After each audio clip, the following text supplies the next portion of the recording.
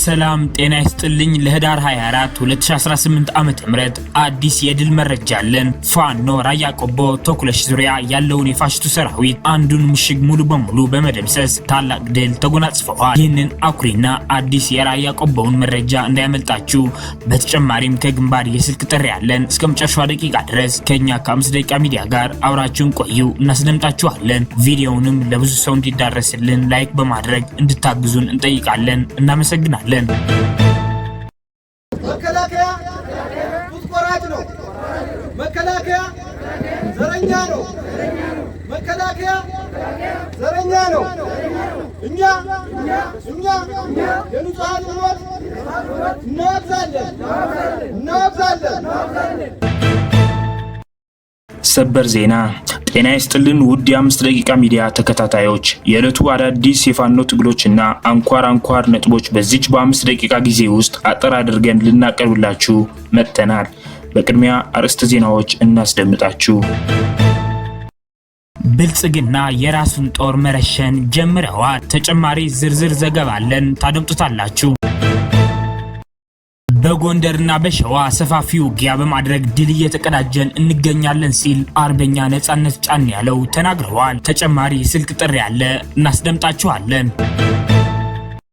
88ኛ ክፍለ ጦር በጠላት ላይ የተሳካ ኦፕሬሽን አካሂደዋል። ተጨማሪ ዝርዝር ዘገባ አለን፣ ታደምጡታላችሁ። ፋኖ ራያ ቆቦ ተኩለሽ ዙሪያ ያለውን የፋሽቱ ሰራዊት አንዱን ምሽግ ሙሉ በሙሉ በመደምሰስ ታላቅ ድል ተጎናጽፈዋል።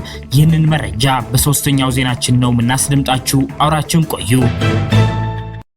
የአማራ ህዝባዊ ትግሉን የምትደግፉ ውድ አድማጭ ተመልካቾቻችን ቪዲዮውን ላይክ፣ ቻናሉን ሰብስክራይብ እንዲሁም በኮሜንት ድል ለአማራ ጀግኖች እያላችሁ ለህዝብ ብለው ጫካ ለገቡ አርበኞች እንድታበረታቱ ዘንድ በአክብሮት እንጠይቃለን። እናመሰግናለን። በቀጥታ ወደ መረጃዎች አለፍኩኝ። እስከ መጨረሻው ድረስ ከኛ ጋር ቆዩ።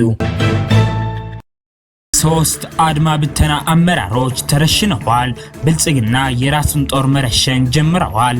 የአፋብኃ ምዕራብ አማራ ቀጠና ቴዎድሮስ ዕዝ 201ኛ ኮር 74ኛ ክፍለ ጦር ትናንት በመርጦ ለማርያም ዙሪያ በተካሄደ አውደ ውጊያ ከፍተኛ ጉዳት ያስተናገደው የብልጽግና ቅጥረኛ ሰራዊት በወቅቱ ውጊያውን ከትዕዛዝ ውጪ መርታችኋል በሚል 3 የአድማ ብተና አመራሮችን ረሽነዋል። ከዚህም በተጨማሪ በወቅቱ ውጊያ ላይ ከተደመሰሱት አንድ ቲም አድማ ብተናና ሚኒሻ በተጨማሪ በጠና ቆስሎ የነበረ 50 አለቃ ይርሳው የአድማ ብተና አዛዥ ተጨርሶ የቀብር ስነ ስርዓቱ በትናንትናው ዕለት በመርጦ ለማርያም ከተማ በምትገኘው ማርያም ቤተክርስቲያን በወታደራዊ ስነ ስርዓት ከቀኑ በ6 ሰዓት ላይ ተፈጽመዋል።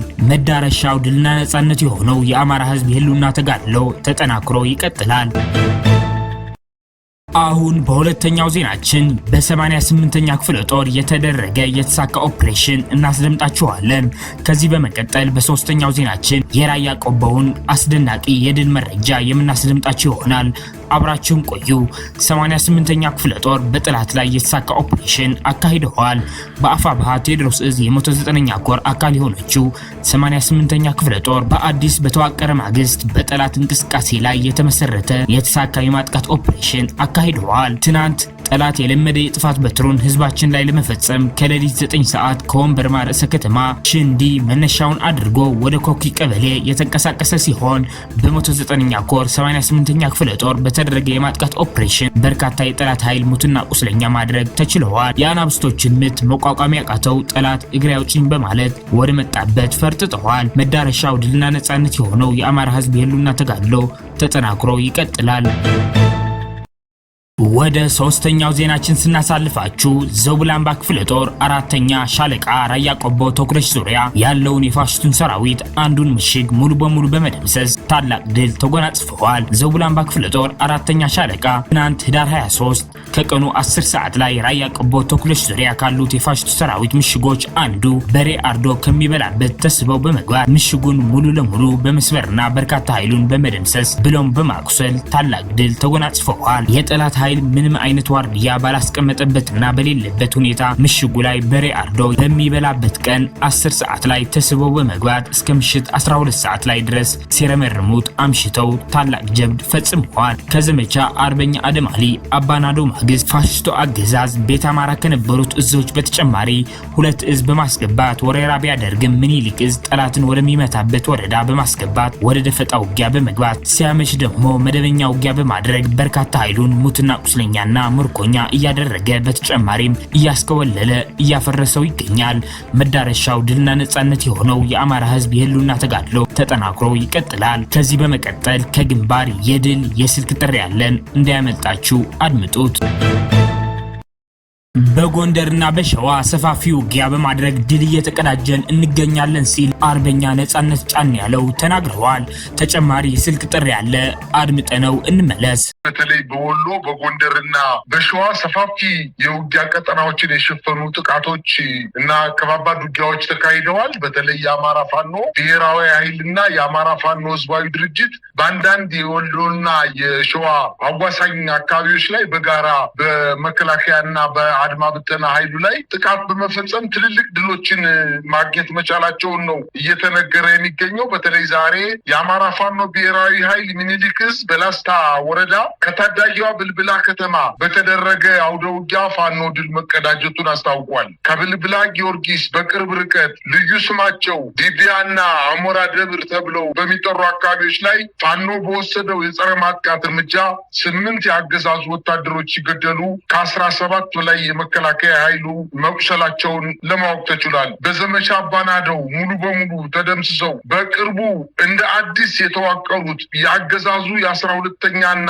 65ኛ ክፍለ ጦሮች በዙ 23 እና በሞርተር በቢኤም እና በሌሎች ማካናይዝድ መሳሪያዎች ታግዘው ከብልብላ በቅርብ ርቀት ልዩ ስማቸው ዲቢያና አሞራ ደብር ተብለው በሚጠሩ አካባቢዎች ላይ ማጥቃት ከፍተው የነበረ ቢሆንም ነገር ግን ከወደ ፋኖ የተከፈተባቸውን የጸረ ማጥቃት ውጊያ መቋቋም አቅቷቸው ኪሳራ አስተናግደው ከአካባቢው መሸሸታቸውን አስታውቀዋል። በአማራ ፋኖ ብሔራዊ ኃይል ምስራቅ አማራ ቀጠና ምኒልክ ዕዝ ላስታ ጀነራል አሳምነው ጽጌ ኮር ስር የምትገኘው ማረጉ ተማረ ክፍለ ጦር ባደረገችው ማጥቃትም ከ10 በላይ የአገዛዙ ወታደሮች ሲገደሉ በርካቶቹ መቁሰል መቻላቸውን የህዝብ ግንኙነቱ አስታውቋል። የብልጽግና ጦር ከህዳር 10 2018 ዓ.ም ጀምሮ በላስታ በአይና ወረዳዎች በአየር ኃይልና በመድፍ በብረት ለበስ ታንኮችና በዙ 23ቶች እንዲሁም በሌሎች ከባባድ የጦር መሳሪያዎች ታግዞ ማጥቃት ያደረገ ቢሆንም ድል እንደ ሰማይ ርቆት ሰብአዊና ቁሳዊ ኪሳራ ደርሶበት ከአካባቢው መሸሸቱን ለማወቅ ተችሏል። ከፋኖ ጋር እጅ በእጅ ገጥሞ ማሸነፍ ያልቻለው የአገዛዙ ጦር በየደረሰበት አካባቢ ንጹሐንን በመረሸን ታዳጊ ልጆችንና ባለትዳር ሴቶችን አስገድዶ በመድፈር አብያተ ክርስቲያናትና መስጊዶችን በማርከስና ሀብት ንብረቶችን በማውደም የጥላቻ ጥጉን እያሳየ ይገኛል ሲሉ የአካባቢው የዓይን እማኞች እየተናገሩ ይገኛሉ።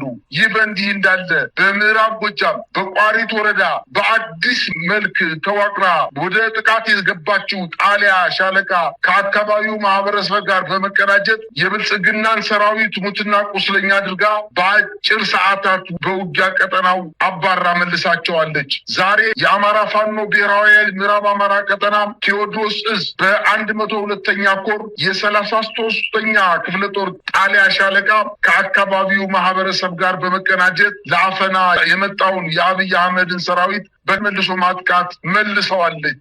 በከበባ ከንጋቱ 12 ሰዓት እስከ ቀኑ 4 ሰዓት ከ30 ድረስ በቆየው አውደ ውጊያ ከግል ባለጦር መሳሪያዎች ጋር በጋራ መልሶ ማጥቃት ጣሊያ ሻለቃ ብዛት ያለውን ሙትና ቁስለኛ አድርጋ ወደ መጣበት እንዲመለስ ማድረጋቸውን የክፍለ ጦሩ የህዝብ ግንኙነት ለአንከር ሚዲያ አቀብሏል። የአገዛዙ ጦር ሰራዊት በዛሬው ዕለትም በተለያዩ ግለሰብ ቤቶች ዘረፋ መፈጸሙንና በተለይ ህዳር 18 2018 በዘረፈው የአብይ አህመድ 24,000 ብር የተወሰደበት የእንስሳት ሐኪም ዛሬም መድኃኒት ቤቱን ሙሉ በሙሉ ማቃጠላቸውን የአካባቢው የዓይን እማኞች ገልጸዋል። በዛሬው ዕለትም እንዲሁ በጎንደር ዙሪያ ወረዳ ከፋኖ በተባረሩ ታጣቂዎች ተመርቶ የመጣው የአገዛዙ ኃይል በጎንደሬ በጋሻው ክፍለ ጦር ተደምስሷል። ከጸዳ ከማክሰኝንና ከደጎማ ከተሞች በማሰባሰብ ወደ ጎንደር በጋሻው ጠንካራ ቀጠና የገባው የአገዛዙ ጦር ዳዋ፣ ዳሞት፣ ምንዝሮና ቡሩባክስ በተባሉ ለጎንደር ከተማ ቅርብ በሆኑ ከተሞች ላይ ተመትቶ ተዋርዶ ተመልሷል ብለዋል። ከጠዋቱ 2 ሰዓት ጀምሮ እስከ ቀኑ 9 ሰዓት በተደረገው አውደ ውጊያም ፋሲለደስ፣ ቃኘውና ጎንደር ብርጌድ የተሳተፉ ሲሆን በኦፕሬሽኑ ከ12 በላይ የአገዛዙ ጦር ሲደመሰስ ከ18 በላይ የአገዛዙ ጦር መቁሰሉን ለማወቅ ተችሏል። ይህ በእንዲህ እንዳለ በሸዋ ዛሬ ታላቅ ተጋድሎ ሲፈጸም መዋሉን የአካባቢው የዜና ምንጮች አስታውቋል። በሸዋ እና በወሎ አዋሳኝ ቀጠናዎች የአማራ ፋኖ ህዝባዊ ድርጅትና የአማራ ፋኖ ብሔራዊ ኃይል በተናጠልና በጋራ በፈጸሙት ማጥቃት በአገዛዙ ጦር ላይ ከፍተኛ ጥቃት እየፈጸሙ ሲሆን የአብይ አህመድ ጦር በእግረኛ ጦር ከአቅሙ በላይ ሲሆንበት በወታደራዊ የውጊያ አውሮፕላኖች አሰሳና ውጊያ እያደረገ እንደሆን ለማወቅ ተችሏል። በተለይ በምዕራብ ወሎ ዳገር ከተማ ላይ ከጃማ ተነስቶ የነበረው የአገዛዙ ጦር የአማራ ፋኖ ብሔራዊ ኃይል ሚኒሊክስ ዋሲል ክፍለ ጦር ከባድ ምት በመምታት ወደ ጃማ እንዲመለስ ማድረጉንና ከከለላ አፋብሃ ቴዎድሮስ እዝ 105ኛ ኮር 44ኛ ክፍለ ጦር ቲሊሊ ከተማ ቦታ የያዘው ሆዳደር አድማ ብተና በፊት ሲጠብቅ በጀርባው በመግባት 4ቱ በማስወገድ 5ቱ ከባድ ቁስለኛ አድርገዋል። ልማደኛው 44ኛ ክፍለ ጦር በተደጋጋሚ የጠላትን አከርካሪ የመታ ተራራ ላይ እንደ ዝንጀሮ እንዲመሽግ በማስገደድ በፈለገው ሰዓት በተመቸው ቦታ እየደበደበ ሙትና ቁስለኛ ማድረጉን ቀጥሎበታል። እንደተለመደው ትናንት ምሽት የጠላት ኃይል ቲሊሊ ከተማ ዘራብሩክ ተብሎ የሚጠራው አካባቢ ላይ የጀግኖችን እንቅስቃሴ በመስማት ቦታ ይዘው እየጠበቀ ባለበት ሰዓት በቀኑ 10 ሰዓት ላይ የ44ኛ ክፍለ ጦር ነበልባሎች ተርበው በስተኋላ መሃል ከተማ በመግባት መብረቃዊ ጥቃት በመፈጸም የጣለውን ጥሎ 5 ቁስለኛን ጠልጥሎ ባገኘው መውጫ ቀዳዳ ፈርጥጦ አሲንዳቦ ካምፕ እንዲመሽግ አድርገውታል። ቆሞ መግጠም የማይችለው ወንበዴ የእናቶችን ጓዳ የሚያወድመው ዘራፊ፣ ሴቶችን ደፋሪ፣ ጡት ቆራጭ፣ አዛውንት ገዳይ፣ ወጣት ጨፍጫፊ፣ ብልት ቆራጭ አርመኔ ቡድን በሰራው ልክ እየተከፈለው ቀጥለዋል። አድማጭ ተመልካቾቻችን ለሰዓቱ የነበሩን የ5 ደቂቃ ዜናዎች እነዚህን ይመስላሉ። በቀጣይ የምንሰራቸው ዜናዎች እንዲደርሷችሁ ቻናሉን ሰብስክራይብ በማድረግ እንዲሁም የደወል ምልክቷን በማብራት ቤተሰብ እንዲሆኑ እንጠይቃለን። እናመሰግናለን።